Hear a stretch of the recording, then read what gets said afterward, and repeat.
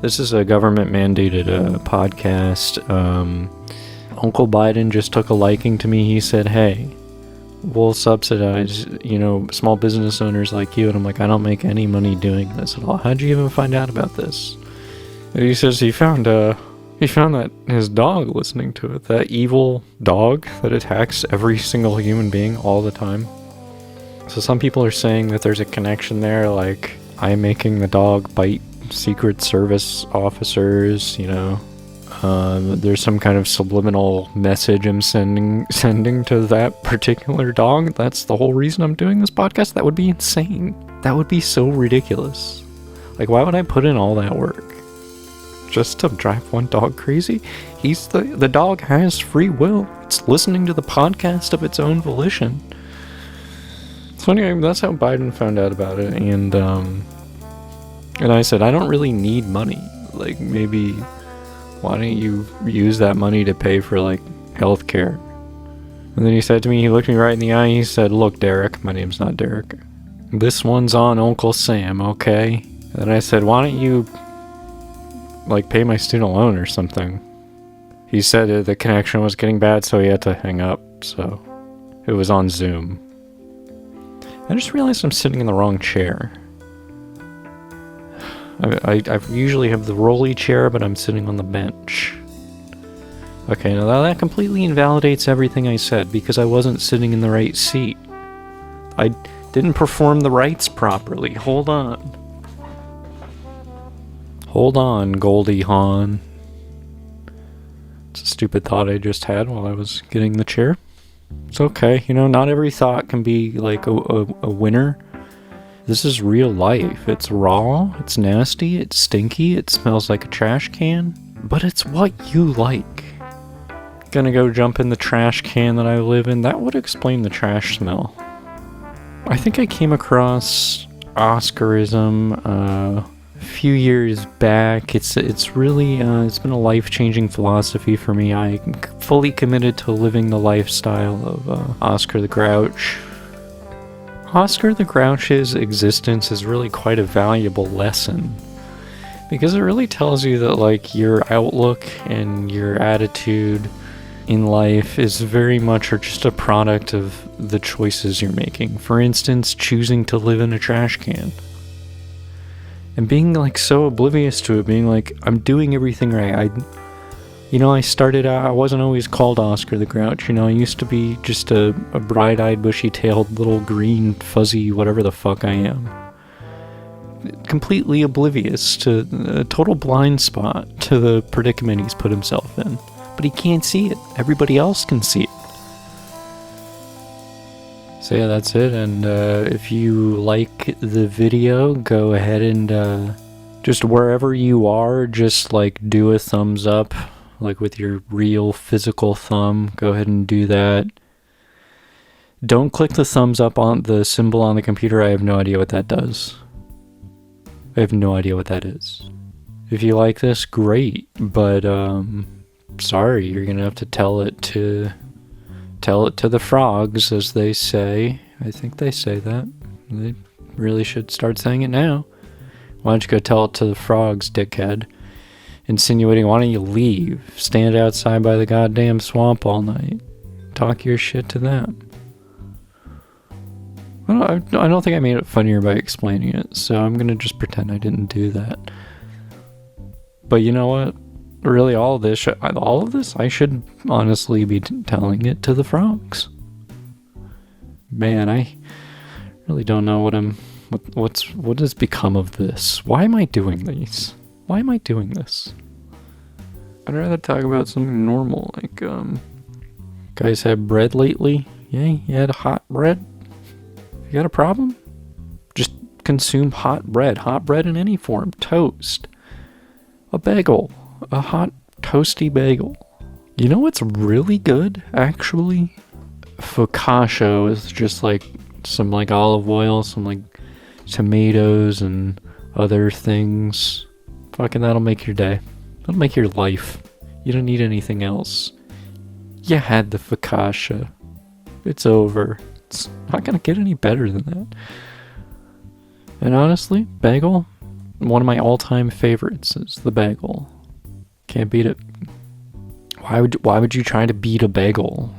A bagel doesn't pose any threat to you. You don't have to best it. You don't have to compare it to other breads. It stands alone, as do all the breads.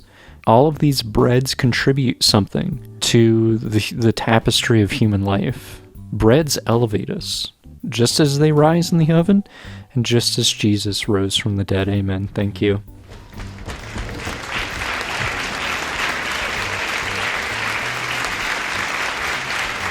Alright, it's me, Slurped on Lipstick. That's right, I slipped in when I had an opportunity. Story of my entire life, story of my career. Story of what's happening right now.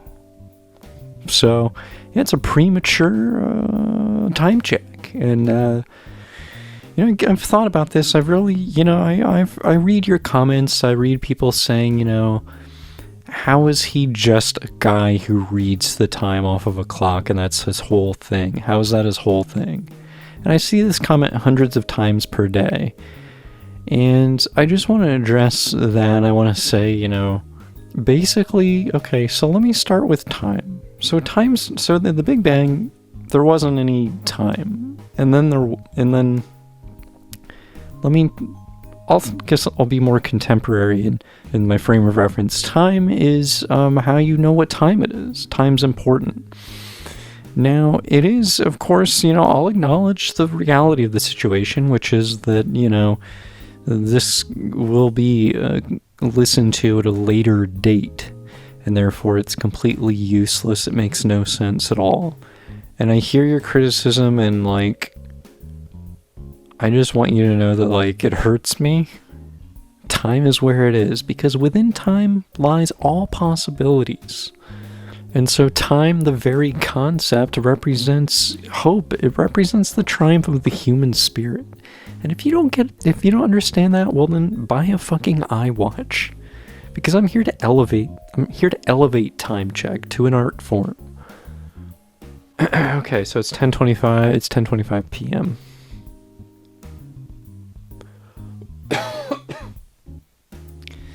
So yeah, to this week in time news. Yeah, so I don't have anything in time news, but I did have a time nightmare, if anybody's interested. Yeah, so this is just one of my nightmares that I have every single night of my goddamn life. It's where an old man is standing in the middle of a desert and he's holding a stopwatch and he drops the watch and it breaks. And then time ceases to pass and we become frozen for an eternity. So what do you think that means? It's too hard to make it seem like I'm interesting. It's taking too much effort, and I'm tired of doing it. I'd rather be an image of myself frozen in time for eternity. But then I wouldn't be able to do time check. I also wouldn't be able to breathe, eat, or piss. So I wouldn't be able to do any of my favorite things. So what would be the point? Interestingly, reality doesn't work that way. Even if you thought you were purely a physical thing, you have to acknowledge that there's an interior dimension, namely your subjective experience, that exists, and it's continuous, despite the fact that all of the cells in your body are, changing, and over time you have a different body and a different brain physically. And so it seems as if your body is in time, but your conscious self is not, because it doesn't seem, your conscious self doesn't, you can't identify if it's getting older, you can't identify if it's changing at all. The contents of your experience change, and even the way you perceive them, but the awareness itself, it's unchanging. It just remains continuous, which suggests that it somehow transcends time, because if you look at the world around you, it's a flip book, essentially. Time appears to pass because things that are material are changing. But what's interesting is that if you were just a character in the flip book, you wouldn't see the flip book moving. There would be just hundreds of copies of you, little slices of you frozen in each instant of time that exist eternally. But that's not reality. Somehow there's a continuous element that's introduced into it. So that's interesting. I'm just saying you should think about it. And everybody should think about it. Why wouldn't you think? Why wouldn't you want to know why would you not want to know what consciousness is? Because once you kind of ask yourself the question, you're like, yeah, wait, what is it actually? And then the more you know about the field and the study of it, the less clear the answer seems to be. That one's probably going to remain unresolved. Maybe not. So you have to be okay with not knowing, you know?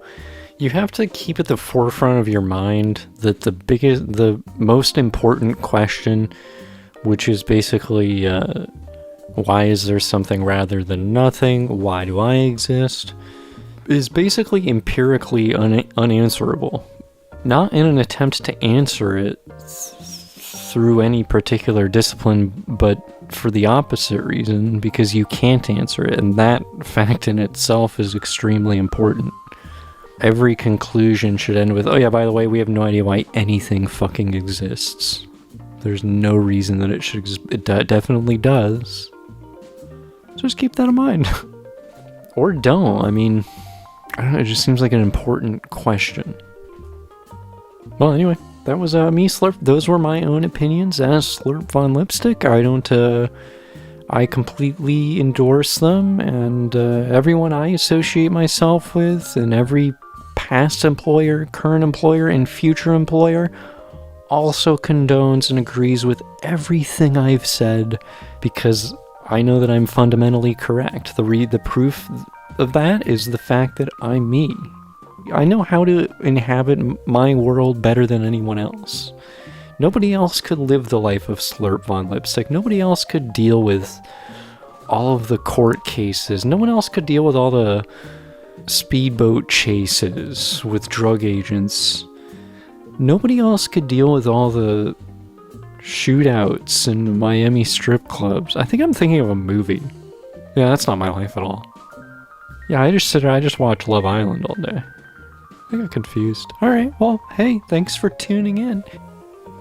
Subscribe to my page on MySpace. Yeah, they got rid of all the MySpaces except mine. So if you go to myspace.com, it's just my MySpace. Basically, it's like relativity. Like, you're the center of the universe. It's MySpace relativity. So if you're on MySpace, it's your space. Is that funny? I don't know. Bye.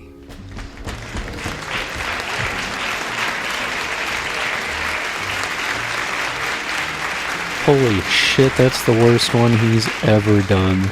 That is by far, that is in the bottom 5. That's worse than the one he did remote from Chernobyl. Nobody asked him to do that. He has a conspiracy theory where he thinks uranium's not actually bad for you, and he thinks that people are all worried about nuclear war for no reason. And I said, so are you denying Hiroshima? And he said, no, I'm not denying that. And then he said, let me explain. And then he said his connection was getting bad. I'm like, it's completely fine. I don't know why this keeps happening to me. Coming up next, we got a dog is gonna rip my fucking face right off my head. But first, gum. Have you had gum? Eat gum. Well, don't eat it. Just chew it. Oh, fuck. Gum. Check it out. I have no idea how this copy is getting through. Like, how are people writing? What is going on in advertising these days? They should get me in there. I'll go in there. I'll say gum. Gum is sexy and gum is hot. Everybody likes things that are sexy and they're hot. There should be like a gum mascot who's like really fucking hot. But there can't be 2 gum mascots, so it would have to be sort of a hermaphroditic kind of blend. I'm not saying it would be like nude, but unless you want it to be. I think we'll make nude gum. It's 2023. Fuck it. Gum is going full nude. Finally. Gum bears all. More on that at 11. But first, a commercial for drugs. Drugs, if you want to do them, it's okay. Just don't do them a lot. Drugs. Brought to you by the National Drug Council. I fucking doubt they wrote that. That seems dubious. I should really start vetting these also. I guess it's my fault that they're all fucked up. I mean, I'm not even making any money off of these. Well, anyway, so I gotta, I gotta get a haircut because my hair's too long. It's fun to just look like a little feral, just a little forest man, just a little fucking thing, you know? I got a haircut. I got a pro haircut after doing it myself for an amount of time that was ill-advised. I realize that now. I realize the error of my ways. But I don't want to go to the same one. There's something that's just like makes me feel uneasy about like having the same lady do my hair again. I can't logically explain it. But I feel like she'd be like, "Oh, you're here for another haircut, huh?" Like I fucked up or something. Like, I'm sorry, I can't help it. I wish I could stop it. I wish I could like get more money's worth out of the haircut, you know? But it's just diet and nutrition and all that, you know? Sorry. I'll pay you. Water break. Time for water. I'm reaching now. If you need me to narrate, I'm reaching out for my glass of water and I'm now going to have a sip. So I was thinking while I was taking a sip of water just then that I guess I was just wondering, you know, like what everybody's planning on dressing up as on Christmas. I always go as a big present, and I show up on Christmas morning and I say there's no time like the present, and I usually get the same comment. I usually get something like, "Why are you dressed up on Christmas?" And I said, "Because it's a costume holiday." And so people argue with me, "No, it's not. You're thinking of Halloween." And I said both are absolutely costume holidays. How do you explain Santa? You think Santa's always dressed like that? Dumbass. Take a seat. And I can usually stand up in my big box and like kind of intimidate them, and I love Christmas so much. Yeah, I guess I still kind of get excited about holidays, not as much as I used to. Because that's normal. Whatever, they're still fun. I know there's a little rascal. There's a little creature running around now, a little person, so that makes it a lot more fun. Someone in my family gave birth to a critter, and critters crawling around as critters do. Well, not crawling around. She's 3. She's 4. Wait, I don't know. She's a little kid. You're 4. You know? You're 4 years old. Basically, the dynamic that I imagine this as, like me as the person who's speaking and you as the person who's listening to this, like the relationship I'm picturing is that like I'm a 10-year-old who's like a bully and you're like a 4-year-old who like is too dumb to defend themselves. So I'm just like intimidating you. We're both dumbasses. This is just how I see things. So yeah. So now that I know the president is listening to this, it kind of makes me a little bit self-conscious, I guess, and I hope he doesn't take offense to anything that I say. I hope he doesn't mind that I sometimes say that he looks like a creature that would be guarding like an ancient tomb in Skyrim or something like that. I'm voting for Jordan Peterson. I'm not a Peterson fan at all by any means, but I've been going on a YouTube rabbit hole of like these Christian philosophers and like hearing what these arguments are. And Jordan, he's a very strange man, because I haven't seen a video of him yet where he isn't crying. And that was consistent with this video that I came across. I don't know what his deal is, but there must be something objectionable, not just because people say there is. I guess that is why I'm saying that. It's too hard to think for yourself. Can somebody else think for me, please? There's too many things to think about. I have to think about Jordan Peterson sobbing on, you guessed it, a fucking Zoom call. So the sobbing doesn't even sound good. If I want to hear Jordan Peterson cry, I want it to be like real. I want it to be like binaural. So if you want more content, you can go on MySpace, and according to Slurp on Lipstick's theory, if you go to myspace.com, it's automatically brings you to your own MySpace page, regardless of whether you created one or not. So everyone experiences their own MySpace. This is according to Slurp on Lipstick's theory. So I urge you to consider the fact that, number one, his name is Slurp on Lipstick. Number two, the theory doesn't make any fucking sense at all. I can prove it right now. I'll type in myspace.com. It is my MySpace, but it just says myspace.com. Just kidding. It's a bunch of stupid fucking bullshit that nobody cares about. Fly Anakin carves his own life on Frank. That's what it says. Nobody knows what that means. Here's something about behind the scenes of Mothika's newest mental health-based track, Sensitive. What the fuck is Mothika? Come on. Well, anyway, the important thing is that Slurp on Lipstick fucking lied. It's all he knows how to do. I don't even believe in relativity. I'm a skeptic when it comes to relativity. I think everything is just the same. People are just having weird ideas about it. I think Albert Einstein was just I think he just smoked a few too many joints and came up with hatched his little scheme. This is actually how people talk about some scientists who don't have the right, belief system. It's like, yeah, he was right about all that incredible groundbreaking stuff that he did, but the other stuff he said that I think is stupid, he got dumb. They're like, oh, that was his dumb period. Yeah, he was just stupid for a little bit, but then he got smart again. It's like, well, the stuff you think is stupid, maybe the fact that other brilliant people have also held those views should actually give you pause. And maybe consider that there's something that you're overlooking, or at least an argument you're overlooking, even if you don't fully accept it. You should know why you don't accept it instead of you're not accepting it just being some kind of reflex. It's hard not to look. It's hard to think. I mean, that's just true. Nobody wants to think for them. It just takes a lot of time. It takes a lot of effort. And so you have to just be like, okay, somebody else needs to think this one through and just tell me what. Problem is, since that's how we live, we have to exercise a lot of discretion as to sources that we trust, if that's what we're going to build our worldview off of, our subjective worldview.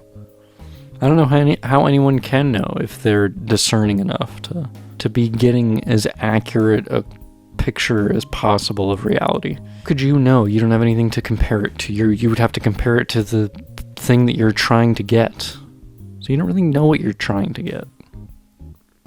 We're living a Cliff Notes life. We gotta just boil things down to the bare essentials in most cases, because we just don't have time for all that shit anymore.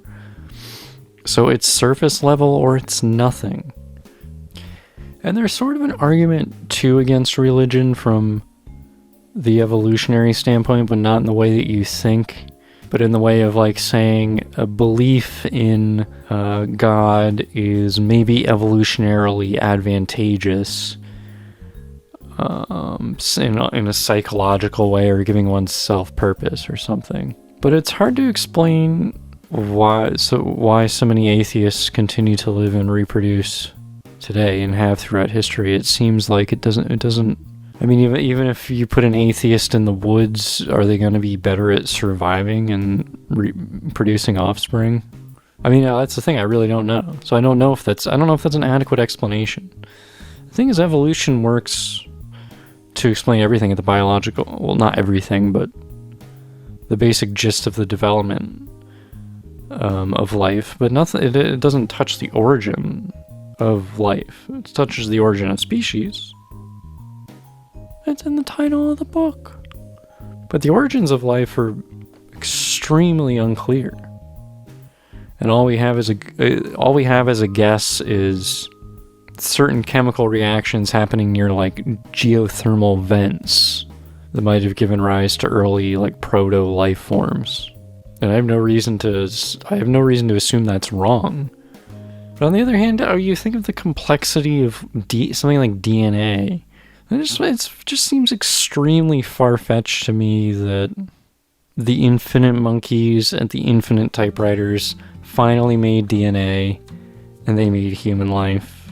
I guess it's possible. That's why I don't think the anthropic principle is actually that strong of an argument in favor of theism. Because the anthropic principle is that the properties of the fundamental particles in particle physics are extremely specific, and if they were varied even by a fraction, human life wouldn't exist anywhere. And nothing that we would recognize as life, actually, carbon-based life would exist. But I think that's easily defeated by saying, like, well, yeah, if the properties of the particles were a little bit different in some other universe, maybe that would give rise to some other kind of life that we wouldn't recognize that would be having the exact same thought. So I don't know if that's a strong one. It also doesn't make sense because there isn't a lot of carbon-based life. There's only one planet out of basically an endless number that seems to have it. And not even the entire planet is really conducive to carbon-based life. So it actually seems very hard to come by in general. Even though I actually think the anthropic principle, the conclusion it's pushing you towards, I agree with overall. There was some kind of intelligent mind or just an intelligence, but I wouldn't go any further than that because I don't know how you would even think about what that would be, really. So I might as well not, you think of it as the totality and origin of everything, which you're, of course, enfolded into. That's it, bitch. I lived, bitch. Hey, catch you later.